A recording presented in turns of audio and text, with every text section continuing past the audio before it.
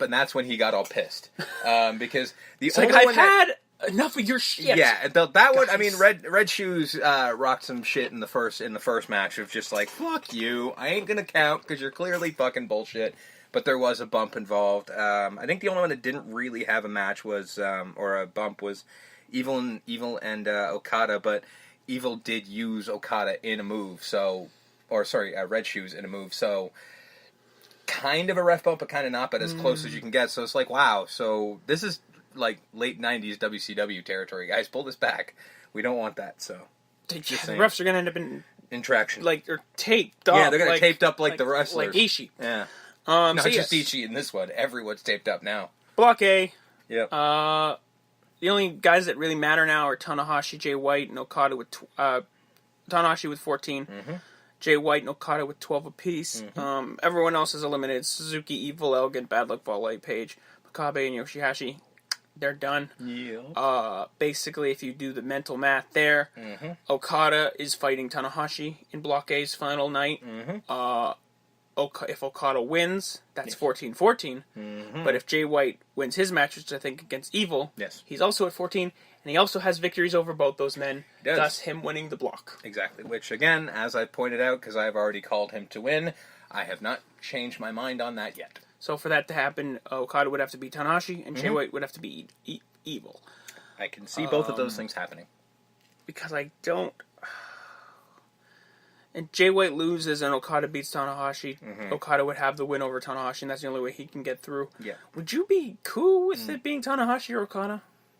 Or is that just kind of like we've been there? I think that's my thought. As I think we've kind of. I mean, I wouldn't be against it because what I don't want to see is Okada win this block, and then get Kenny Omega. Yeah, exactly. That's the only thing I would be against because I think I don't need that because I really don't want a final to be, Omega Okada 6. Or 5. Which one is it? I think it's 5 or 6. Whatever. 5. I don't want that to be the final because first of all, then it's just it's too much. But we don't want it too close. 8-star. Yeah, I guess we'd be up to 8 about now, wouldn't we? Yeah, I don't need that. So this is why again I'm hitching my wagon on White because I just don't need it. But again, I'd be fine with Okada or Tanahashi. I just don't really want Omega to win it. Just because I don't want to see... I mean, again, if Tanahashi takes it, then I'd be fine if Omega does, but I don't want Okada-Omega again. Not that it won't be a great match. Blasphemy. It'll be, of course, amazing. Yeah, but you know what? It's too much of a good thing. We don't want to fucking burn it out. No, you would think that. I know I think that, and I'm fine with being the lone voice of that, because too much of a good thing will diminish it. I do believe that. Now, I would like to agree, but... I think the rest of the internet would call that heresy. Anyways, Block B. I've made my entire fucking internet career being the exact opposite of everybody else. I think, math being what it is, Sonata and Zack Sabre Jr. at 8 apiece are still kind of in it, because they got 2 nights left. Mm-hmm. They got tomorrow and Friday? Yes. Or whatever. Is it tomorrow? Yeah, it's tomorrow. Either way, because they got 2 nights left to Block A's 1. Mm-hmm. But so I think realistically, it's Omega, Ibushi, and Naito that are in it to win it still. Goto, Ishii, Robinson, Tamatonga, and Toriano are all out with 6, 6, 4, 4, and 2. Personally, I'd prefer Naito. I think would be the one I would want the most because I don't really like Omega being in the finals when he's the one with the title. I would just prefer that the guy gets the, for lack of a better term, money in the bank, and then you've called your shot.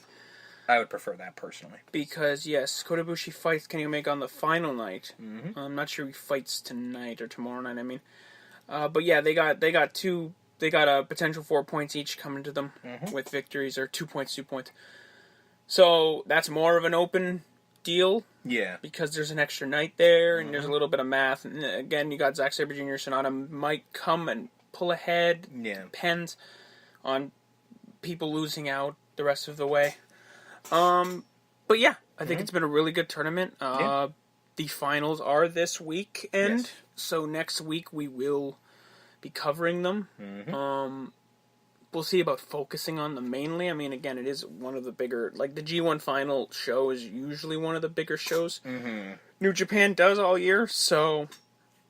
they kind of push a bunch of stuff into that night. Yeah, there's always a lot of, like, here's the feuds and stuff going forward. So there's always a lot to view with that night. So we usually do cover the whole show because of that. Well, we do cover the show because it's a big night and, it's a culmination of a month-long tournament. Yeah. And it's one of the most coveted, if not the most coveted, tournament wins. I would say it probably is the most coveted in wrestling at this point.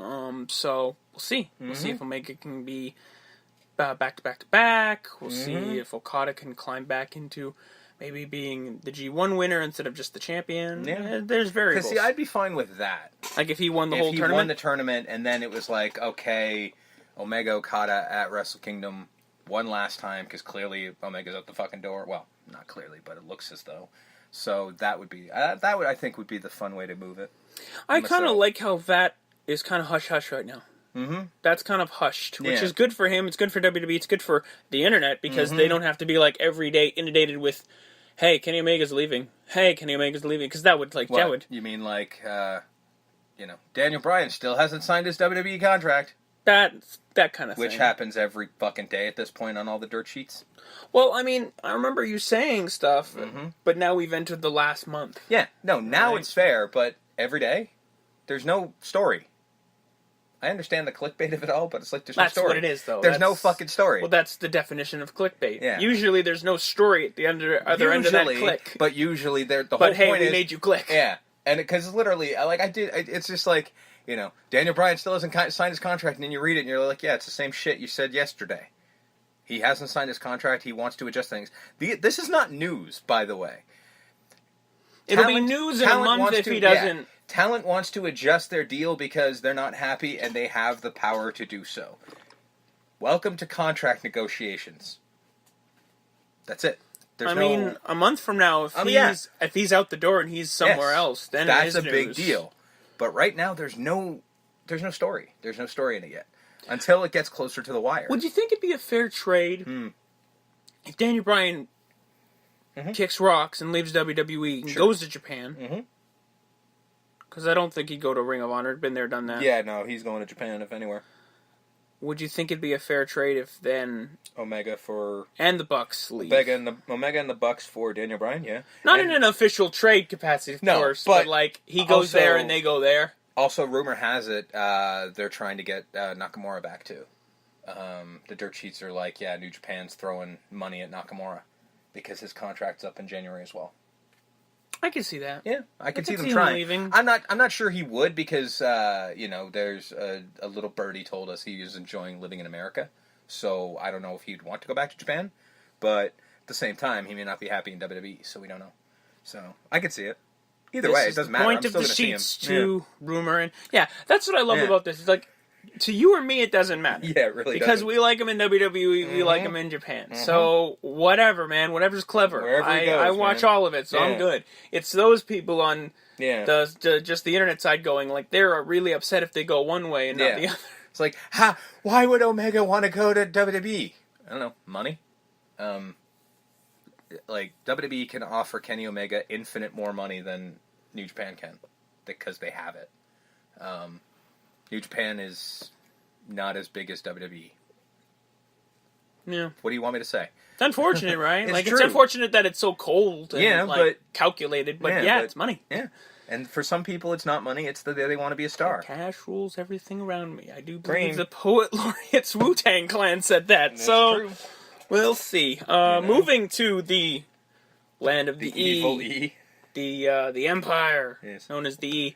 SmackDown Live, opening with Becky Lynch, who's getting her shot at Mella at SummerSlam, saying, it's been a rough go the last couple years. My last real shot wasn't it was like a year and a half ago, and I didn't win that. And it was a whole deal. I haven't been SmackDown champion in a couple years. Kind of sucks. Kind of got to climb back into it. And then Carmella comes out and pulls an Alexa Bliss and does that whole real earnest. No one thinks I can do it. No, because you can't. How'd you feel about that promo? It was, it's hard to say because because it was clearly there was real emotion there. She ain't that good an actor. But I didn't, she was fine, as far as the delivery was fine. doing it was kind of stupid because, like you said, we saw Alexa Bliss do it not long ago. So I'm like, you know, it's gonna go. Been there, done that. Yeah. Got the T-shirt. I don't really need it, but you know, to her credit, she delivered it insanely well. So you know, I can't shit on it too hard. But it was just kind of like meh. We queued the Ellsworth music. He doesn't come out. It was a distraction tactic. I hope someone's listening because he got a huge pop. So that song did get a pop. Yeah, that song got a huge pop. So I'm hoping, you know, because I don't know. No one's really talking for sure if it's shoot or work that he is fired. I don't know for sure. Because he's not so allowed weird that's the discussion. Like if some jobber guy, but still with the company. But that's the thing. Like he's so well liked that it really also seems like it's kind of strange for WWE to drop him. But at the same time, because they don't like managers, they don't want him in the ring, and they don't like managers. And he overshadows Carmella. He does, and I'm gonna say he shouldn't be with Carmella. He should be with somebody he can get over because Carmella's doing fine. Like she can do fine on her own because she can get her own heat on her own. She has heat, so she doesn't need Ellsworth. Ellsworth needs to get heat on somebody that doesn't have heat. Yeah, you know. She waylays her with the title. Beatdown ensues. Charlotte Flair music kicks up. Ellsworth is the manager for Aiden English when he eventually splits. Aiden English can speak for himself. He can, but there would be heat there. I wouldn't even know how that would even work. Goofy tag along. I don't know. We'll workshop it. Yeah, we'll work it out and we'll send it WWE's way. Send our thoughts to WWE. Hey, you can get a writing job that way. I've heard it's real easy to get a writing job there because they go through them 6 months. They're literally 6 months. You get hired, you do your 6 months, and then you get kicked out the door. But it's on your resume. 6 months on WWE, man. That's good money. And you can be like, hey, I wrote that. You literally see the world because you have to go to TV. So, you know. That'd be cool. Yeah. Charlotte Flair comes running out. Yeah. Hey, she's back. Back from injury. Woo. Defends her friend. Fights off Mella. Mella goes at the back. Can you believe that, Paige? Did you believe what happened out there? And I can believe it. Paige is mad because she's like, I even bought that you were sad out there. And that's don't manipulate my feelings. I don't like you. I don't like being worked. Fuck you. And then you have a match. You have a match against Charlotte. If Charlotte wins, she gets also into that match and it becomes a triple threat at SummerSlam. So, fuck you, Becky? Kinda. I mean, a poquito. As soon as I saw that, I'm like, well, I know how this is going to go, and wow, they have no faith in Becky Lynch whatsoever, huh? Okay. Sure. Well, I think it's more of a protection for the match itself and to get Charlotte Flair on the card. Becky can work Mella. She can get a match Yeah, out of but her. they want Charlotte Flair, who's arguably the biggest woman wrestler in the company this side of Ronda Rousey, to be on the SummerSlam card. They could have found something else for her to do. I do believe that. No, not on SmackDown. SmackDown against who? Naomi? Lana? Yeah. Selena Vega? Selena Vega? No. I'd watch that. You wouldn't want to see that? Not at SummerSlam. Maybe on SmackDown. Still kind of... I mean, she could have gone out to be in Becky's corner. Plus, and then had Ellsworth fucking come out. You get the big pop of Ellsworth. You have her beat off Ellsworth. Let me rephrase that. I think we really, beat up Ellsworth, and and then plant the seeds of Becky wins. Plant the seeds of I had your back. Now I want the title. Best friends fucking duke it out. Story writes itself. Becky doesn't have to get shit on. I don't think they want Charlotte Flair on the sidelines for SummerSlam. I understand that. I just don't like it. The Bar defeats the Usos. As they should. With the New Day on commentary. I missed the Bar. Well, were they in commentary? Well, in and out. Or was this the dumbest thing you've ever seen? It was pretty dumb. I really didn't like this, and hey, WWE, because I clearly know you're listening, don't do it again. Yeah. But the Bar won, so that's cool. Which makes sense because it's just like Usos versus New Day, face versus face, to face the heels. Hey, I know it would be heel versus heel at SummerSlam, but I want the Bar versus the Bludgeon Brothers yesterday. Could happen. I want it. Could happen. The finals of that mini tournament's tonight, so we'll see. Charlotte Flair says she's happy to be back, but she wants to be the queen again, and to be the queen, you got to be the champ and all that stuff. Joe cut a scathing promo. He did. Calling AJ a shitty father and a shitty husband. Yeah. It's just kind of like you're hey, greedy, but I understand. Everything you do is fucking worthless. Every time you try to be something, father, you fucking suck. You're clearly not good at it because you're never there. Wrestler, you fucking blow. Fuck you.